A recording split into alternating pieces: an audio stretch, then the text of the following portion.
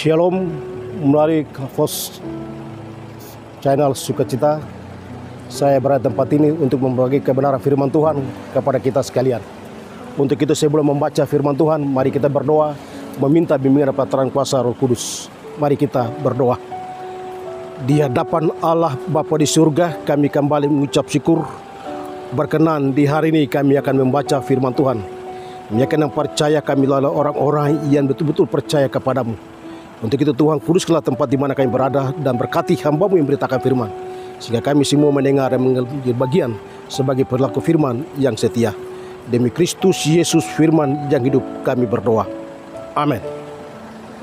Firman Tuhan di saat ini dari Alkitab Perjanjian Lama, Kitab Yunus pasal 3 ayat 1 hingga ayat yang ke-10.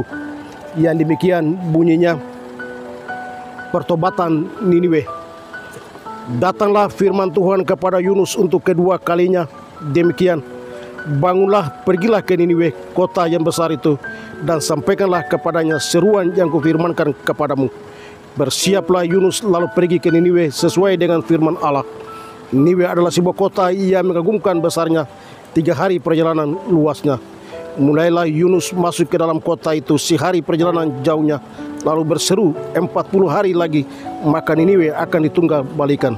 Orang Niniwe percaya kepada Allah, lalu mereka mengumumkan puasa, dan mereka baik orang dewasa maupun anak-anak mengenakan kain kabung.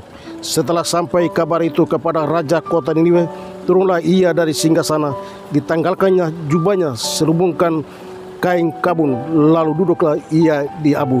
Lalu atas perintah raja dan para pembesarnya, orang mengumumkan dan mengatakan di Niniwe demikian, manusia dan ternak, lembu, sapi dan kambing domba tidak boleh makan apa-apa, tidak boleh makan rumput dan tidak boleh minum air. Haruslah semuanya manusia dan ternak berselubung kain kabung dan berseru dengan keras kepada Allah, serta haruslah masing-masing berbalik dari tingkah lakunya yang jahat dan dari kekerasan yang dilakukannya.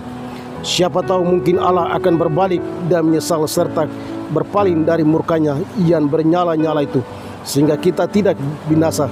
Ketika Allah melihat perbuatan mereka itu, yakni bagaimana mereka berbalik dari tingkah lakunya yang jahat, maka menyesallah Allah karena malapetaka yang telah direncanakannya terhadap mereka, dan ia pun tidak jadi melakukannya. Demikian pembacaan firman Tuhan. Dikatakan berbahagia kita semua yang tidak mendengar tetapi juga melakukan firman-Nya dalam hidup hari lepas hari. Saudara-saudari yang berbahagia dan terkasih di dalam Yesus Kristus, Kitab Yunus pasal 3 ayat 1 hingga ayat yang ke-10. Yunus telah dipanggil sebagai nabi yang terkecil di antara bangsa-bangsa, terutama di kalangan umat Israel. Dan Yunus diperintahkan oleh Allah untuk datang dan menyampaikan perintah Allah kepada umat Allah yang ada di kota Niniwe. Yunus adalah seorang nabi yang awal dan yang akhir, tetapi juga Yunus juga memainkan peranan ketiga. Ia dipanggil oleh Tuhan untuk menyampaikan pesan amanat Allah kepada umat Israel yang tadinya kita kenal orang-orang di kota Niniwe yang dengar tapi juga keras kepala. Ada beberapa bagian hal yang perlu kita renungkan berkenaan dengan situasi siapakah sosok Yunus itu sendiri. Yunus menerima panggilan itu dengan enggan dan ia harus pergi ke kota Niniwe. Ia menyampaikan pesan Allah kepada umatnya yang tadi supaya mereka betul-betul hidup dengan baik dan mendengar berita Allah.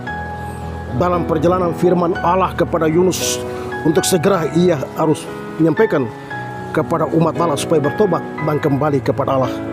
Dengan peristiwa ia harus kembali menyatakan tentang siapakah Allah yang sesungguhnya. Tema khotbah hari ini dari Yunus pasal 3 ayat 1 hingga ayat yang ke-10. Berbalik ke jalan yang benar. Sekali lagi, berbalik ke jalan yang benar. Itulah perintah Allah kepada Yunus untuk supaya mengalihkan pikiran umatmu harus kembali ke jalan yang dikehendaki oleh Allah. Yunus menerima tugas itu dengan baik dan ia harus berseru dalam sebuah perjalanan ketika ia ada di kota Niniwe. Mulailah Yunus masuk ke dalam kota itu sehari perjalanan jauhnya, lalu ia berseru 40 hari lagi, maka Niniwe akan ditunggal balikan. Ia menyampaikan kepada seluruh penduduk kota Niniwe itu supaya mereka sadar dan kembali kepada Allah. Dalam situasi itu ia menyampaikan pesan Allah kepada umatnya, dan mereka menyadari apa yang mereka lakukan tidak berkenan di hadapan Allah. Orang-orang Niniwe tetap percaya kepada Tuhan, bahwa Tuhan tetap ada di antara hidup dan kehidupan mereka. Tuhan tetap ada untuk memilih mereka sebagai umat Allah. Tuhan tetap ada menjadi bagian dalam hidup dan kehidupan mereka. Raja kota Niniwe mendengar berita itu, dan ia menyampaikan kepada umat yang ada di kota Niniwe, baik laki-laki, perempuan, anak-anak, juga termasuk hewan-hewan piaraan, untuk tetap mereka ada dalam perkabungan untuk hidup setia kepadanya. Dalam keadaan untuk mereka harus menyembah dan berbalik kepada Tuhan, dan mereka mengaku bahwa mereka tetap terus mohon ampun di hadapan Allah. Di sisi lain Allah memberitakan dan Allah memberitakan tingkah laku dan perilaku kehidupan mereka yang harus setia kepadanya. Allah memberikan jaminan jika mereka tidak setia, Allah memberikan hukuman kepada mereka. Tapi mereka berdoa kepada Allah supaya ada rencana itu digagalkan oleh Allah, supaya tidak dapat hukuman bagi mereka dan mereka kembali kepada Allah. Dan Allah tetap ada untuk harus mengasihi mereka. Allah menyatakan dalam hidup dan kehidupan mereka, tetap mereka hidup kembali, dan mereka harus menyekali seluruh perbuatan yang mereka lakukan di hadapan Allah.